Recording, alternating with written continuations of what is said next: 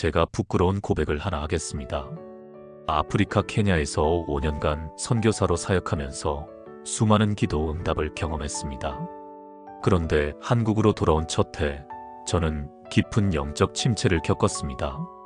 선교지에서는 하나님의 음성이 그렇게 선명하게 들렸는데 한국에 돌아오니 아무것도 들리지 않았습니다. 기도해도 천장만 바라보는 느낌이었습니다. 말씀을 읽어도 마음에 닿지 않았습니다. 하나님, 제가 뭘 잘못한 걸까요? 그렇게 6개월을 방황했습니다. 그런데 2022년 3월 어느 날 한 자매님이 저를 찾아오셨습니다. 63세의 김명숙 자매님이셨습니다. 그분은 눈물을 흘리며 이렇게 말씀하셨습니다. 선교사님, 저는 25년을 교회 다녔는데 하나님의 음성을 한 번도 들어본 적이 없어요. 새벽 기도도 빠지지 않고 나갔고 금식 기도도 수없이 했는데 하나님은 정말 제 기도를 들으시는 걸까요? 그 말을 듣는 순간 저는 무너졌습니다. 선교사인 제가 사실은 똑같은 질문을 마음속에 품고 있었기 때문입니다. 그날 밤 저는 성경을 펼쳤습니다. 그리고 기도했습니다.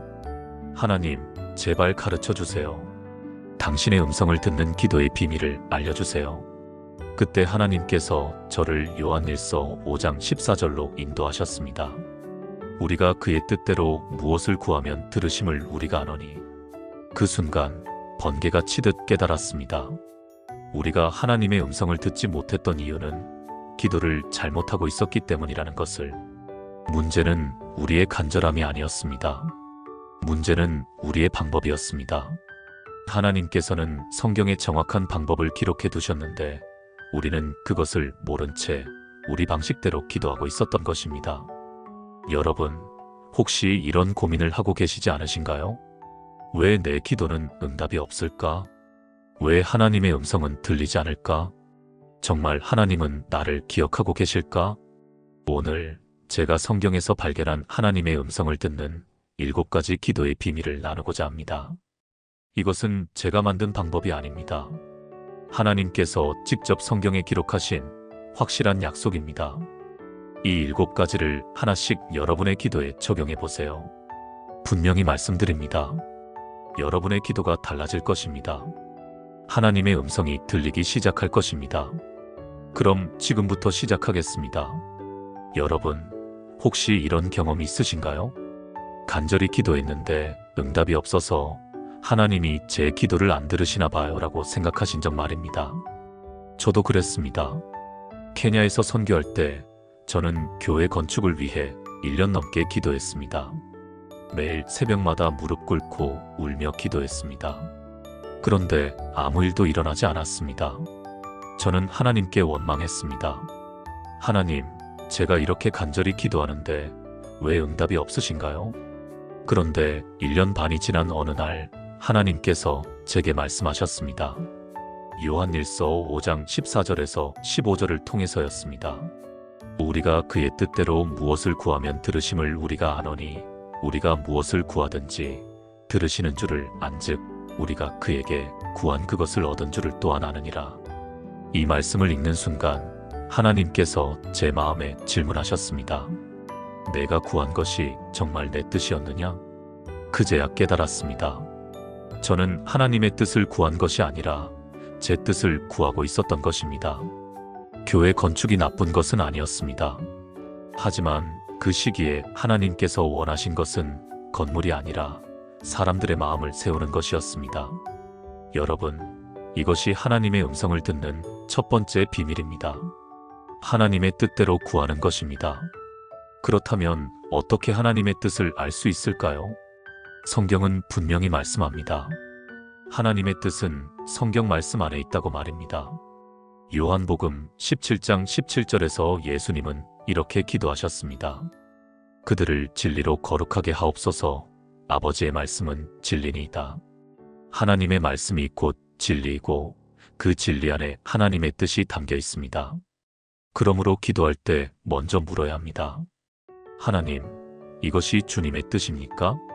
성경은 이것에 대해 뭐라고 말씀하십니까?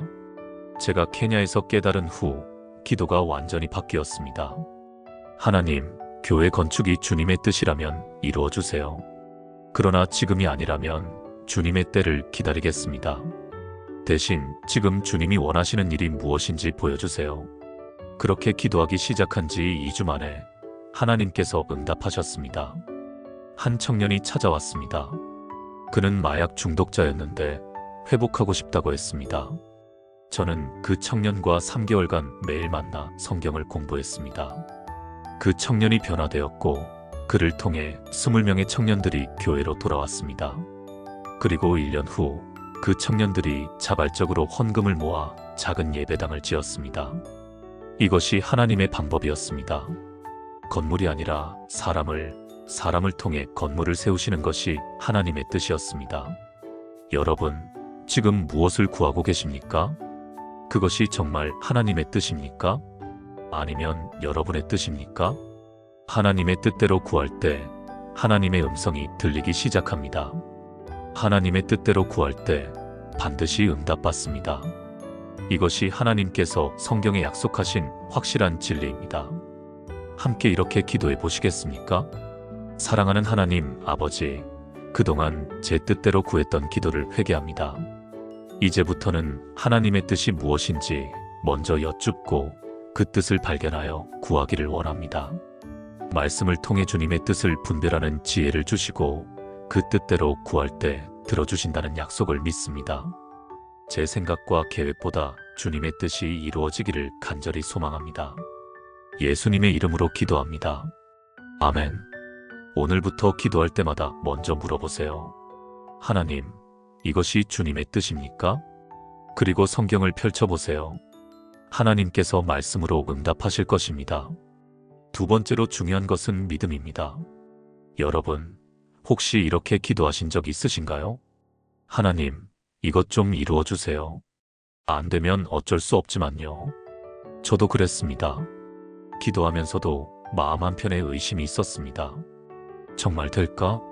안 되면 어떡하지? 그런데 성경은 이렇게 말씀합니다. 야고보서 1장 6절에서 7절입니다. 오직 믿음으로 구하고 조금도 의심하지 말라. 의심하는 자는 마치 바람에 밀려 요동하는 바다 물결 같으니 이런 사람은 무엇이든지 주께 얻기를 생각하지 말라. 얼마나 분명한 말씀입니까? 의심하면서 구하는 기도는 응답받을 수 없다는 것입니다. 그렇다면 믿음으로 구한다는 것은 무엇일까요? 그것은 단순히 될 거야 라고 긍정적으로 생각하는 것이 아닙니다. 믿음은 하나님의 약속에 근거한 확신입니다. 히브리서 11장 1절은 이렇게 정의합니다. 믿음은 바라는 것들의 실상이요 보이지 않는 것들의 증거니. 믿음은 아직 보이지 않지만 하나님께서 약속하셨으므로 반드시 이루어질 것이라는 확신입니다. 제가 케냐에서 만난 한 집사님 이야기를 나누고 싶습니다. 그분의 이름은 존 음환기였습니다. 58세의 음환기 집사님은 20년간 사업 실패로 빚에 시달리고 계셨습니다. 빚이 3천만 원이 넘었습니다. 케냐에서 3천만 원이면 엄청난 금액입니다. 그분은 절망했습니다. 그런데 어느 날 그분이 빌립보서 4장 19절을 발견했습니다. 나의 하나님이 그리스도 예수 안에서 영광 가운데 그 풍성한 대로 너희 모든 쓸 것을 채우시리라. 그분은 이 말씀을 붙잡고 매일 기도하기 시작했습니다. 하나님, 주님은 제 모든 쓸 것을 채우신다고 약속하셨습니다. 저는 이 약속을 믿습니다. 제 빚을 갚을 길을 열어주실 것을 믿습니다. 처음 한 달은 아무 변화가 없었습니다. 2달이 지나도 마찬가지였습니다. 그러나 그분은 흔들리지 않았습니다. 매일 아침 그 말씀을 읽고 믿음으로 고백했습니다. 하나님의 약속은 반드시 이루어집니다. 3개월째 되던 어느 날 놀라운 일이 일어났습니다. 20년 전에 음환기 집사님이 도와주었던 한 청년이 찾아왔습니다. 그 청년은 이제 성공한 사업가가 되어 있었습니다. 그는 말했습니다. 집사님, 20년 전에 집사님이 제게 학비를 대주셨죠. 당시 저는 가난해서 학교를 다닐 수 없었는데 집사님이 저를 도와주셨습니다. 그 은혜를 갚고 싶습니다. 그리고 그는 봉투를 건넸습니다. 그 안에는 정확히 3천만 원이 들어 있었습니다. 음환기 집사님은 그 자리에서 무릎 꿇고 하나님께 감사의 기도를 드렸습니다. 하나님, 주님의 약속은 정말 진실합니다. 주님은 제 모든 쓸 것을 채워주셨습니다. 여러분, 이것이 믿음의 기도입니다.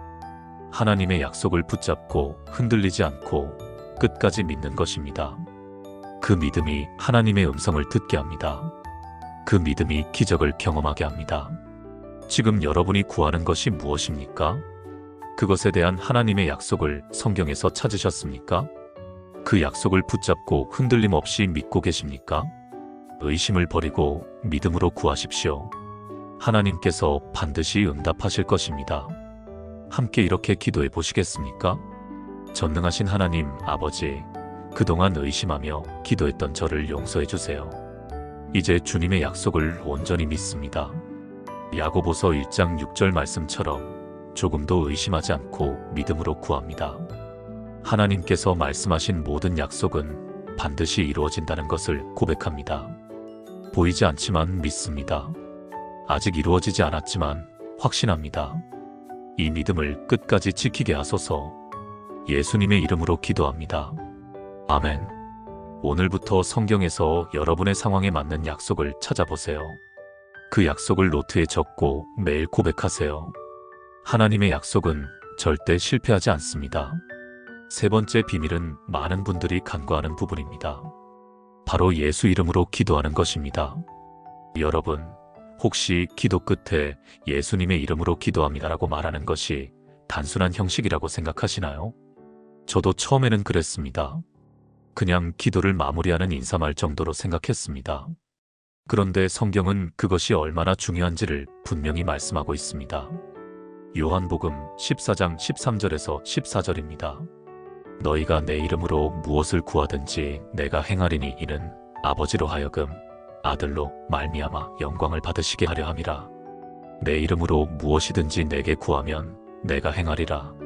예수님께서 직접 약속하신 말씀입니다. 예수 이름으로 구하면 행하리라고 하셨습니다. 그렇다면 예수 이름으로 기도한다는 것은 무엇을 의미할까요? 단순히 기도 끝에 그 말을 붙이는 것이 아닙니다. 예수님의 권위와 예수님의 성품과 예수님의 뜻으로 기도하는 것입니다. 예수님이라면 어떻게 기도하실까를 생각하며 기도하는 것입니다. 제가 케냐에서 만난 한 자매님의 이야기를 나누겠습니다. 그분의 이름은 그레이스 와무이였습니다. 45세의 와무이 자매님은 남편의 폭력으로 10년간 고통받고 있었습니다. 남편은 술을 마시면 폭력을 행사했고 와무이 자매는 매일 공포 속에 살았습니다. 그녀는 수없이 기도했습니다. 하나님, 제 남편을 변화시켜 주세요. 이 고통에서 벗어나게 해주세요. 그러나 10년이 지나도 아무것도 변하지 않았습니다. 그러던 어느 날 와무이 자매가 저를 찾아왔습니다. 그리고 물었습니다. 선교사님, 하나님은 정말 제 기도를 들으시나요? 저는 그녀에게 물었습니다. 자매님, 예수 이름으로 기도하고 계십니까? 그녀는 대답했습니다. 물론이죠. 매번 예수님의 이름으로 기도합니다라고 말해요. 저는 다시 물었습니다. 그런데 자매님, 예수님이라면 남편을 위해 어떻게 기도하실까요? 그녀는 잠시 침묵했습니다. 그리고 눈물을 흘리며 말했습니다. 예수님이라면 남편의 변화만 구하지 않으셨을 것 같아요. 남편의 상처를 먼저 보셨을 것 같아요. 남편도 어린 시절 아버지에게 폭력을 당했거든요. 그날 이후 와무이 자매의 기도가 바뀌었습니다. 예수님의 이름으로 기도합니다. 예수님, 당신이라면 제 남편을 어떻게 보실까요? 남편의 상처를 치유해 주세요. 남편이 아버지의 사랑을 경험하게 해주세요. 그리고 저에게 남편을 용서할 수 있는 마음을 주세요. 놀라운 변화가 일어나기 시작했습니다. 2주 후 와무이 자매는 남편에게 편지를 썼습니다. 남편의 어린 시절 고통을 이해한다는 내용이었습니다. 남편은 그 편지를 읽고 울었습니다. 처음으로 자신의 상처를 이해해주는 사람을 만난 것입니다. 그 후로 남편은 술을 끊기 시작했습니다. 완전히 변화되기까지는 1년이 걸렸습니다. 하지만 지금은 완전히 다른 사람이 되었습니다. 부부는 함께 교회에 나가고 함께 기도하고 있습니다. 여러분, 이것이 예수 이름으로 기도하는 것입니다. 예수님의 마음으로, 예수님의 시각으로, 예수님의 사랑으로 기도하는 것입니다. 그럴 때 하나님께서 응답하십니다. 그럴 때 기적이 일어납니다. 지금 여러분은 무엇을 위해 기도하고 계십니까? 예수님이라면 어떻게 기도하실까요? 예수님의 마음으로 다시 한번 기도해 보시겠습니까? 함께 이렇게 기도해 보시겠습니까? 사랑하는 예수님, 그동안 제 이름으로, 제 뜻으로, 제 방식으로 기도했습니다. 이제 진정으로 예수님의 이름으로 기도하기를 원합니다. 예수님의 마음으로 보고 예수님의 사랑으로 구하며 예수님의 뜻대로 간구합니다. 요한복음 14장 13절 말씀대로 주님의 이름으로 구할 때 행하신다는 약속을 믿습니다. 제 기도가 주님의 기도가 되게 하소서. 예수님의 이름으로 기도합니다. 아멘. 오늘 기도할 때 잠시 멈추고 물어보세요. 예수님이라면 어떻게 기도하실까? 그 답을 찾을 때 여러분의 기도는 하늘을 움직일 것입니다. 네 번째 비밀은 제 삶을 완전히 바꾼 말씀입니다. 요한복음 15장 7절입니다. 너희가 내 안에 거하고 내 말이 너희 안에 거하면 무엇이든지 원하는 대로 구하라 그리하면 이루리라. 여러분, 이 말씀을 보셨습니까? 무엇이든지 원하는 대로 구하라 그리하면 이루리라. 얼마나 놀라운 약속입니까? 그런데 이 약속에는 조건이 있습니다. 너희가 내 안에 거하고 내 말이 너희 안에 거하면입니다. 말씀 안에 거해야 합니다. 말씀 안에 거한다는 것은 무엇일까요? 그것은 단순히 성경을 많이 읽는 것이 아닙니다. 말씀이 내 삶이 되고 내 생각이 되고 내 행동이 되는 것입니다. 말씀으로 생각하고 말씀으로 판단하고 말씀으로 행동하는 것입니다. 제가 한국으로 돌아와서 영적 침체기를 겪을 때 바로 이 부분이 문제였습니다. 케냐에서는 매일 아침 1시간씩 말씀을 묵상했습니다. 그런데 한국에 돌아오니 너무 바빴습니다. 보고서도 써야 하고 후원자들도 만나야 하고 집회도 다녀야 했습니다. 어느새 말씀 묵상 시간은 10분, 5분으로 줄어들었습니다. 그러다 보니 기도도 형식적으로 변했습니다. 그때 하나님께서 저를 이 말씀으로 인도하셨습니다. 요한복음 15장 7절입니다. 내 말이 너희 안에 거하면. 저는 깨달았습니다. 말씀이 제 안에 거하지 않으니 제 기도가 하나님께 닿지 않았던 것입니다. 그날부터 저는 다시 시작했습니다. 매일 아침 1시간씩 말씀을 묵상하기로 결단했습니다. 너무 바빠도 피곤해도 그 시간만큼은 지켰습니다. 처음 일주일은 아무 변화가 없었습니다. 그러나 2주째부터 뭔가 달라지기 시작했습니다. 말씀이 제 마음에 살아 움직이기 시작했습니다. 길을 걷다가도 말씀이 떠올랐습니다. 사람을 만날 때도 말씀이 생각났습니다. 문제가 생길 때마다 말씀이 해답을 주었습니다. 그리고 한 달이 지났을 때 기도가 완전히 달라졌습니다. 이전에는 제 생각으로 기도했다면 이제는 말씀으로 기도하게 되었습니다. 하나님, 시편 23편 1절처럼 주님은 나의 목자이시니 제게 부족함이 없습니다. 하나님, 빌립보서 4장 13절처럼 주님 안에서 모든 것을 할 수 있습니다. 말씀이 제 기도의 언어가 되었습니다. 그때부터 응답이 쏟아지기 시작했습니다. 막혔던 일들이 풀리기 시작했습니다. 만나야 할 사람들을 만나게 되었습니다. 필요한 것들이 공급되었습니다. 이것이 말씀 안에 거하는 기도의 능력입니다. 한 간증을 더 나누고 싶습니다. 제가 아는 한 집사님의 이야기입니다. 서울에 사시는 68세 이순자 집사님입니다. 이 집사님은 30년간 교회를 다니셨지만 늘 기도 응답이 없다고 하소연하셨습니다. 그런데 2023년 1월 집사님이 결단하셨습니다. 1년간 성경을 통독하면서 매일 한 장씩 묵상하기로 한 것입니다. 처음 3개월은 힘들었습니다. 이해되지 않는 부분도 많았고 지루할 때도 많았습니다. 그러나 포기하지 않았습니다. 6개월이 지나자 변화가 시작되었습니다. 일상에서 말씀이 떠오르기 시작했습니다.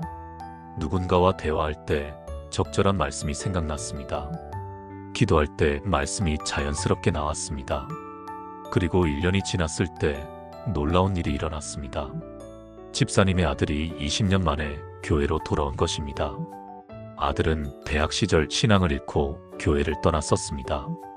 20년 동안 집사님은 아들을 위해 기도했지만 소용없었습니다.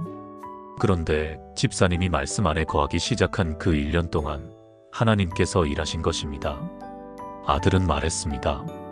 엄마가 달라졌어요. 전에는 엄마가 저한테 교회 나가라고 강요만 했는데 이제는 엄마 삶 자체가 달라졌어요. 그 변화를 보면서 저도 다시 하나님을 찾고 싶어졌어요. 여러분, 이것이 말씀의 능력입니다. 말씀 안에 거할 때 우리 자신이 변화됩니다. 그 변화를 통해 하나님께서 일하십니다. 그 변화를 통해 기도가 응답됩니다. 지금 여러분은 얼마나 말씀 안에 거하고 계십니까? 매일 말씀을 묵상하는 시간이 있으십니까? 말씀이 여러분의 생각과 행동을 인도하고 있습니까? 오늘부터 시작하세요. 매일 한 장이라도 좋습니다. 말씀을 읽고 묵상하고 그 말씀으로 기도하세요. 하나님께서 반드시 응답하실 것입니다. 함께 이렇게 기도해 보시겠습니까? 사랑하는 하나님 아버지, 그동안 말씀을 소홀히 했던 저를 용서해 주세요. 요한복음 15장 7절 말씀처럼 주님 안에 거하고 주님의 말씀이 제 안에 거하기를 원합니다. 오늘부터 매일 말씀을 묵상하기로 결단합니다. 말씀이 제 생각이 되고 제 기도가 되고 제 삶이 되게 하소서. 말씀 안에 거할 때 무엇이든지 원하는 대로 이루어진다는 약속을 믿습니다. 제 삶에 말씀의 능력이 나타나게 하소서. 예수님의 이름으로 기도합니다. 아멘. 오늘부터 매일 말씀과 함께하는 삶을 시작하세요. 말씀이 여러분의 기도를 바꿀 것입니다. 5번째 비밀은 많은 분들이 놓치고 있는 부분입니다. 바로 성령님의 도우심입니다. 여러분, 혹시 이런 경험이 있으신가요? 기도하고 싶은데 무슨 말을 해야 할지 모르겠고 기도하다가 말문이 막혀버리는 경험 말입니다. 저도 그랬습니다. 특히 깊은 고통 가운데 있을 때 기도할 말이 없었습니다. 그저 하나님 이라고만 부르다가 눈물만 흘린 적이 많았습니다. 그런데 성경은 놀라운 말씀을 하고 있습니다. 로마서 8장 26절에서 27절입니다. 이와 같이 성령도 우리의 연약함을 도우시나니 우리는 마땅히 기도할 바를 알지 못하나 오직 성령이 말할 수 없는 탄식으로 우리를 위하여 친히 간구하시느니라. 마음을 살피시는 이가 성령의 생각을 아시나니 이는 성령이 하나님의 뜻대로 성도를 위하여 간구하심이니라. 여러분, 이 말씀을 보셨습니까?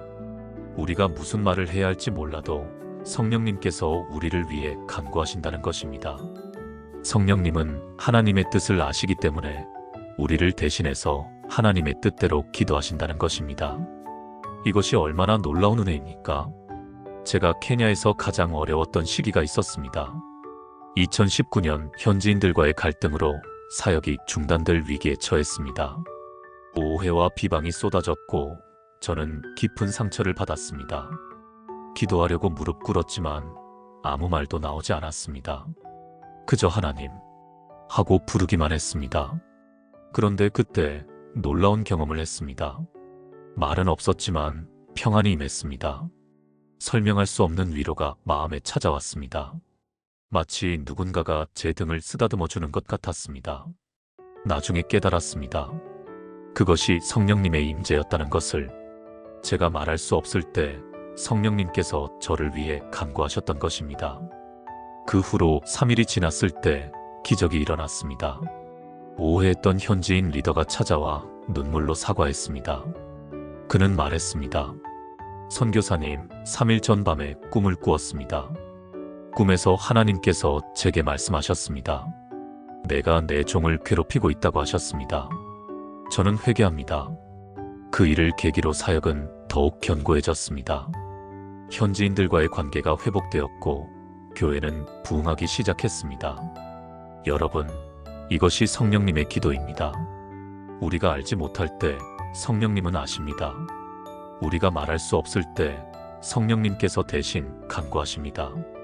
그러므로 기도할 때 성령님을 의지하십시오. 성령님, 제가 무슨 말을 해야 할지 모르겠습니다. 저를 위해 간구해 주세요. 이렇게 기도하는 것도 기도입니다. 또 다른 간증을 나누겠습니다. 제가 아는 한 권사님의 이야기입니다. 부산에 계신 72세 최영애 권사님입니다. 권사님의 남편은 2020년에 암 진단을 받았습니다. 말기 폐암이었습니다. 의사는 6개월의 시간을 주었습니다. 권사님은 무너졌습니다. 기도하려 해도 울음만 나왔습니다. 어떻게 기도해야 할지 알 수 없었습니다. 치유를 구해야 할까요? 평안을 구해야 할까요? 기적을 구해야 할까요? 그때 권사님이 로마서 8장 26절을 발견했습니다. 성령도 우리의 연약함을 도우시나니 우리는 마땅히 기도할 바를 알지 못하나 오직 성령이 우리를 위하여 친히 간구하시느니라. 권사님은 이렇게 기도하기 시작했습니다. 성령님, 제가 무슨 말을 해야 할지 모르겠습니다. 남편을 위해 성령님께서 대신 기도해 주세요. 하나님의 뜻이 이루어지게 해주세요. 6개월이 지났습니다. 남편은 여전히 살아계셨습니다. 1년이 지났습니다. 남편의 상태가 조금씩 좋아지기 시작했습니다. 2년이 지난 지금 남편은 여전히 살아계십니다. 암은 아직 있지만 더 이상 진행되지 않고 있습니다. 의사들도 놀라워합니다. 권사님은 고백합니다. 제가 한 것은 아무것도 없어요. 그저 성령님께 맡겼을 뿐이에요. 성령님께서 모든 것을 하셨어요. 여러분, 이것이 성령님의 기도입니다. 우리의 연약함을 아시고 우리를 대신해서 간구하시는 성령님의 사역입니다. 지금 여러분이 무슨 말을 해야 할지 모르겠습니까? 괜찮습니다. 성령님을 의지하십시오. 성령님, 저를 도와주세요 라고만 해도 됩니다. 성령님께서 하나님의 뜻대로 여러분을 위해 간구하실 것입니다. 함께 이렇게 기도해 보시겠습니까? 사랑하는 성령님, 제 연약함을 아시는 주님께 감사드립니다. 로마서 8장 26절 말씀처럼 제가 마땅히 기도할 바를 알지 못할 때 저를 위해 친히 간구해 주심을 믿습니다. 지금 제가 무슨 말을 해야 할지 모르겠습니다. 성령님, 저를 대신해서 하나님의 뜻대로 간구해 주세요. 성령님의 인도하심을 따라 기도하게 하시고 성령님의 능력으로 응답받게 하소서. 성령님께 온전히 의지합니다. 예수님의 이름으로 기도합니다. 아멘. 오늘부터 기도할 때 성령님을 의식하세요. 성령님, 함께 해주세요 라고 초대하세요. 성령님께서 여러분의 기도를 인도하실 것입니다. 6번째 비밀은 인내입니다. 많은 분들이 한두 번 기도하고 응답이 없으면 포기합니다. 하나님이 안 들어주시나 봐라고 생각합니다. 그런데 성경은 다르게 말씀합니다. 누가복음 18장 1절입니다. 예수께서 그들에게 항상 기도하고 낙심하지 말아야 할 것을 비유로 말씀하시되 항상 기도하고 낙심하지 말라고 하셨습니다. 그리고 예수님은 불의한 재판관 비유를 말씀하셨습니다. 한 과부가 불의한 재판관에게 계속 찾아가 공의를 구했습니다. 재판관은 처음에는 거절했습니다. 그러나 과부가 계속 찾아오자 결국 그녀의 청을 들어주었습니다. 예수님은 이렇게 말씀하셨습니다. 누가복음 18장 7절에서 8절입니다. 하물며 하나님께서 그 밤낮 부르짖는 택하신 자들의 원한을 풀어주지 아니하시겠느냐? 그들에게 오래 참으시겠느냐? 내가 너희에게 이르노니 속히 그 원한을 풀어주시리라. 여러분, 이 말씀을 보셨습니까? 불의한 재판관도 끊임없이 구하는 사람의 청을 들어주는데 하물며 하나님께서 끊임없이 기도하는 자녀의 기도를 외면하시겠느냐는 것입니다. 그러므로 낙심하지 말고 계속 기도하라는 것입니다. 제가 케냐에서 만난 한 목사님의 이야기를 나누고 싶습니다. 그분의 이름은 피터 카리우키 목사님이었습니다. 65세의 카리우키 목사님은 30년 전에 교회를 개척했습니다. 그런데 30년이 지나도 교회는 50명을 넘지 못했습니다.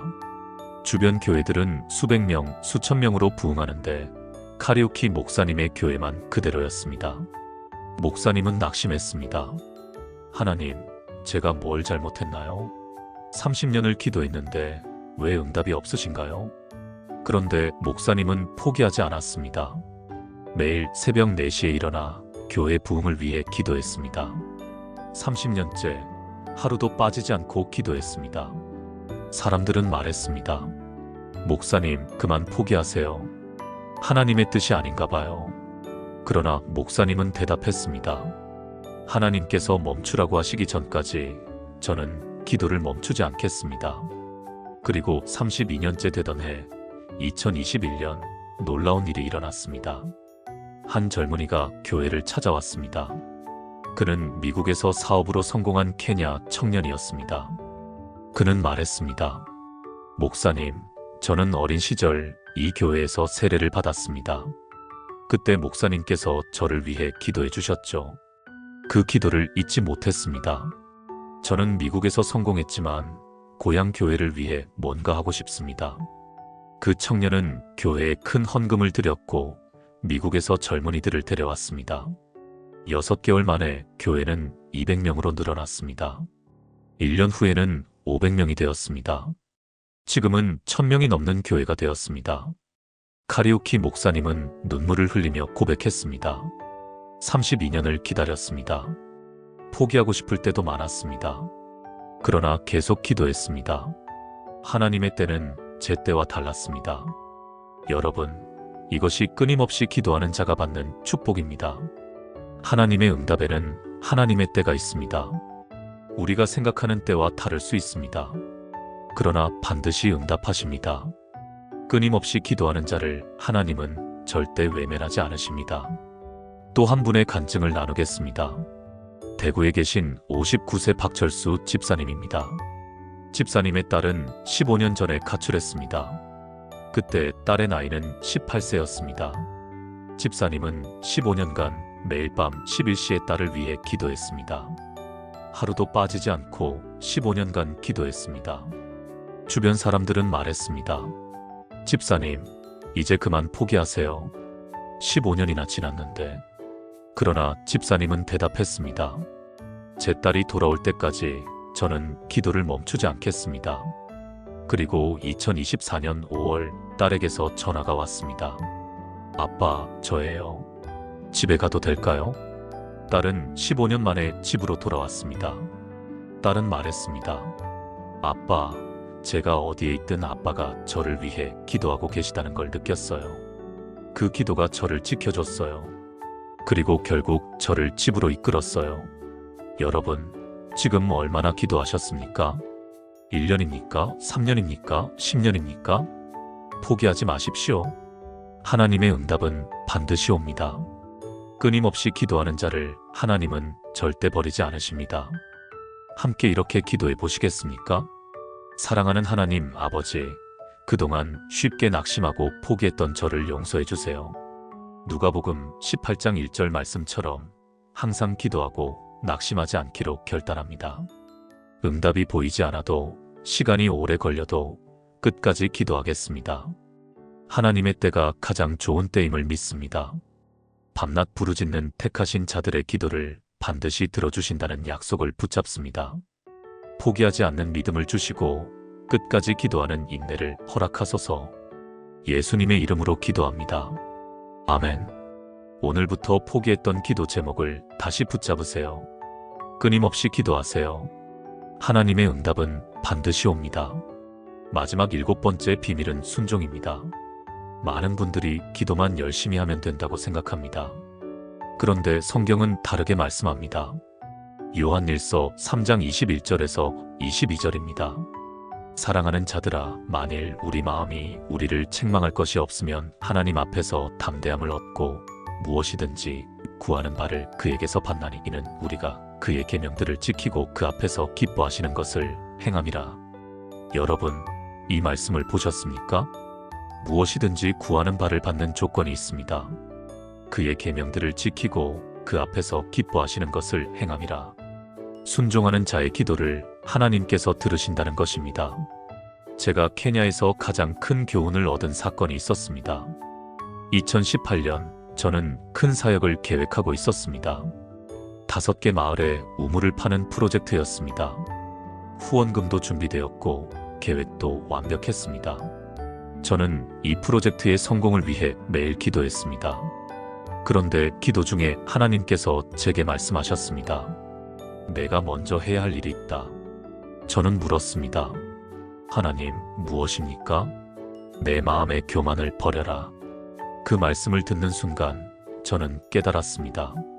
저는 이 프로젝트를 하나님의 영광을 위해서가 아니라 제 명예를 위해 하고 있었던 것입니다. 많은 사람들이 나를 보고 놀라워할 거야. 대단한 선교사라고 생각할 거야. 이런 생각들이 제 마음에 가득했습니다. 하나님께서는 그 교만을 지적하신 것입니다. 저는 무릎 꿇고 회개했습니다. 하나님, 제 교만을 용서해 주세요. 이 프로젝트를 제 영광이 아니라 오직 주님의 영광을 위해 하겠습니다.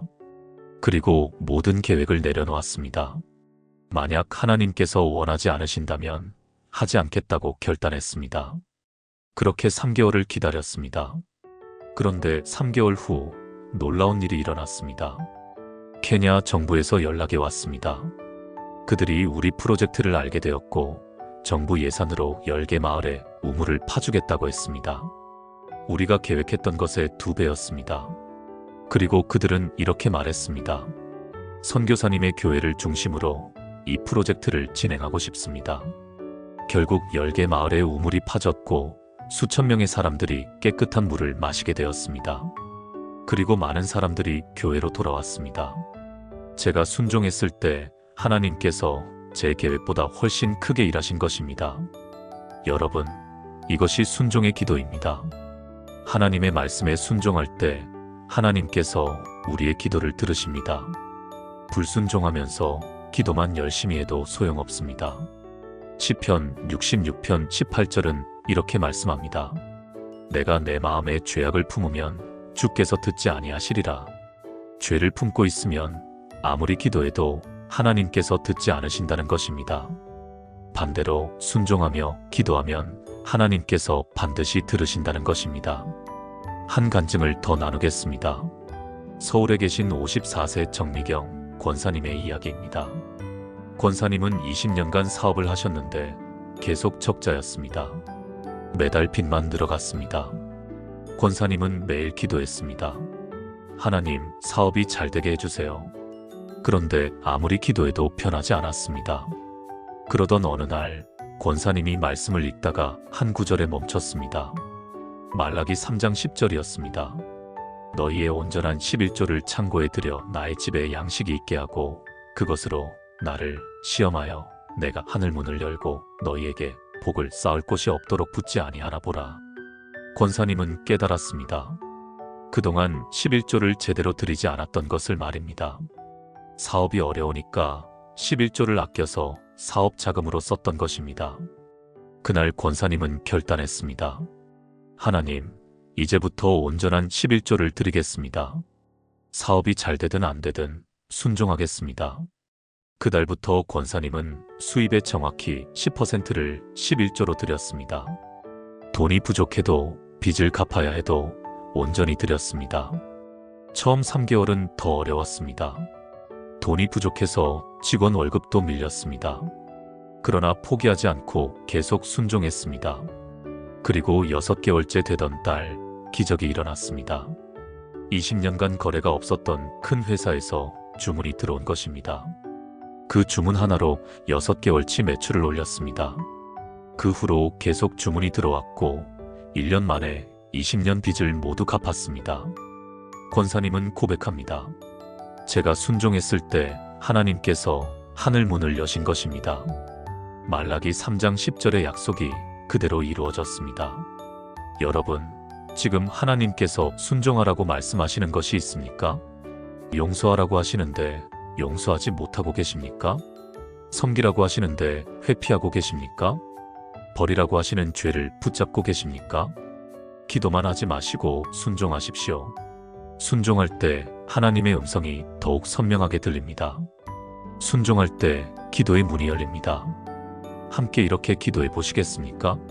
사랑하는 하나님 아버지, 그동안 기도만 하고 순종하지 않았던 저를 용서해 주세요. 요한일서 3장 22절 말씀처럼 주님의 계명들을 지키고 주님 앞에서 기뻐하시는 것을 행하기로 결단합니다. 시편 66편 18절 말씀처럼 제 마음에 죄악을 품지 않겠습니다. 하나님께서 말씀하시는 모든 것에 순종하겠습니다.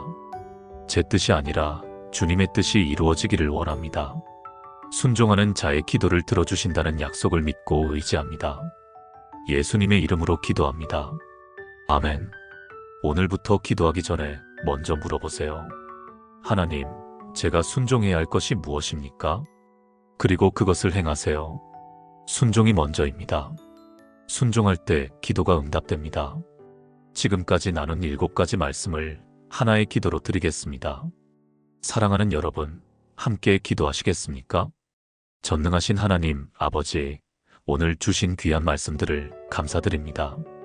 하나님의 뜻대로 구하는 것, 믿음으로 구하는 것, 예수 이름으로 구하는 것, 말씀 안에 거하며 구하는 것, 성령의 도우심으로 구하는 것, 끊임없이 구하는 것, 순종하며 구하는 것을 가르쳐 주셔서 감사합니다.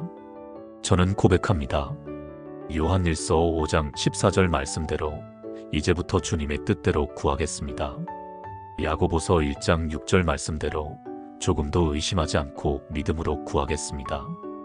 요한복음 14장 13절 말씀대로 예수님의 이름으로 구하겠습니다. 요한복음 15장 7절 말씀대로 주님 안에 거하고 주님의 말씀이 제 안에 거하게 하겠습니다. 로마서 8장 26절 말씀대로 성령님의 도우심을 구하겠습니다. 누가복음 18장 1절 말씀대로 항상 기도하고 낙심하지 않겠습니다. 요한일서 3장 22절 말씀대로 주님의 계명을 지키고 순종하며 기도하겠습니다. 오늘부터 저의 기도가 완전히 달라지기를 간구합니다. 하나님의 음성을 분명히 듣는 기도가 되게 하소서. 하늘을 움직이는 기도가 되게 하소서. 응답받는 기도가 되게 하소서. 제 가족이 이 기도의 능력을 경험하게 하시고 제가 속한 교회가 이 기도의 응답을 목격하게 하소서. 하나님께서 성경에 기록하신 모든 약속이 제 삶 가운데 이루어지기를 믿고 선포합니다. 저의 날들을 풍성하게 하시고 저의 기도를 통해 하나님께 영광 돌리게 하소서.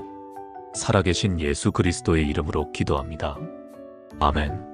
사랑하는 여러분, 지금까지 하나님의 음성을 듣는 기도의 7가지 비밀을 나누었습니다. 첫째, 하나님의 뜻대로 구하십시오. 둘째, 믿음으로 구하십시오. 셋째, 예수 이름으로 구하십시오. 넷째, 말씀 안에 거하며 구하십시오. 다섯째, 성령의 도우심으로 구하십시오. 여섯째, 끊임없이 구하십시오. 일곱째, 순종하며 구하십시오. 이것은 제가 만든 방법이 아닙니다. 하나님께서 성경에 직접 기록하신 확실한 약속입니다. 제가 케냐에서 경험했고 한국에서 경험했고 수많은 성도들이 경험한 진리입니다. 여러분도 반드시 경험하실 것입니다. 오늘부터 이 7가지를 하나씩 여러분의 기도에 적용해 보세요. 처음에는 어색할 수 있습니다. 하지만 계속하다 보면 여러분의 기도가 완전히 달라질 것입니다. 하나님의 음성이 들리기 시작할 것입니다. 기도의 응답을 경험하게 될 것입니다. 분명히 말씀드립니다. 하나님은 살아계시고 여러분의 기도를 들으십니다. 하나님은 침묵하지 않으시고 여러분에게 말씀하십니다. 단지 우리가 올바른 방법으로 기도하지 못했을 뿐입니다. 이제 그 방법을 배웠습니다. 오늘부터 실천하십시오. 여러분의 기도가 하늘을 움직일 것입니다. 여러분의 삶에 놀라운 기적이 일어날 것입니다. 이 말씀이 여러분께 은혜가 되었다면 좋아요를 눌러주시고 구독 버튼도 눌러주세요. 그리고 댓글로 아멘이라고 고백해주세요. 여러분의 고백이 믿음의 선포가 될 것입니다. 이 말씀을 필요로 하는 더 많은 분들에게 공유해주세요. 함께 하나님의 음성을 듣는 기도의 능력을 경험하는 믿음의 공동체가 되기를 소망합니다. 하나님의 은혜와 평강이 여러분과 여러분의 가정에 충만하기를 기도합니다. 오늘도 하나님의 음성을 듣는 복된 하루 되시기 바랍니다. 감사합니다.